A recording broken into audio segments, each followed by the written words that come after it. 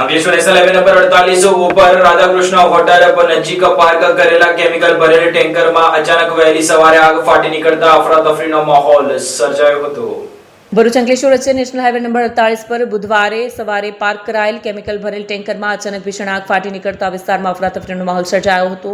આગની જ્વાળાઓ અને કાળા ધુમારાના ગોટે ગોટા દૂર સુધી દેખાતા વાહન ચાલકોની સ્થાનિક લોકોમાં ભય ફેલાયો હતો। મળતી માહિતી મુજબ અંકલેશ્વર નજીક હાઈવેની બાજુમાં આવેલી હોટલ પાસે સર્વિસ રોડ ઉપર કેમિકલ ભરેલું ટેન્કર પાર્ક કરવામાં આવ્યું હતું। દરમિયાન અચાનક ટેન્કરમાંથી આગ ભભૂકી ઉઠી હતી। કેમિકલ જ્વલનશીલ હોવાથી થોડા સમયમાં આગે વિકરાળ સ્વરૂપ ધારણ કર્યું હતું। આગની ગરમી અને ધુમાડાના કારણે આસપાસના વિસ્તારમાં દહેશતનો માહોલ સર્જાયો હતો। આગ વધુ ફેલાય નહીં તે માટે આસપાસના વિસ્તારને ખાલી કરાવવામાં આવ્યા હતા અને ફાયર બ્રિગેડે સતત પાણી અને ફોમનો મારો ચલાવી આગ પર કાબુ મેળવવામાં આવ્યો। સુરક્ષાના ભાગરૂપે પોલીસે સર્વિસ રોડ તથા હાઈવેના કેટલાક ભાગમાં વાહન વ્યવહારને નિયંત્રિત કર્યો, જેના કારણે નેશનલ હાઈવે પર લાંબા ટ્રાફિક જામના દ્રશ્યો પણ સર્જાયા હતા। પોલીસ દ્વારા ટ્રાફિક વ્યવસ્થા જાળવવાનો પ્રયાસ કરવામાં આવ્યો। સદનસીબે સમગ્ર ઘટનામાં કોઈ જાનહાનિ નથી, જો કે ટેન્કરને ભારે નુકસાન પહોંચવાનું જાણવા મળ્યું છે। આગ લાગવાના ચોક્કસ કારણો અંગે સ્પષ્ટતા થઈ નથી અને તંત્ર દ્વારા સમગ્ર મામલે વધુ તપાસ હાથ ધરવામાં આવી રહી છે।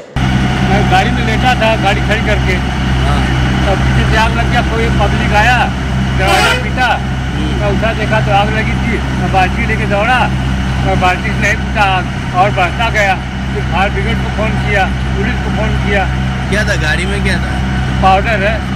पाउडर है? हाँ, किसका पाउडर? गोनी में है, वो बड़ा वाला आता नहीं है जम्बो बैग। वेतन का, उसी में है।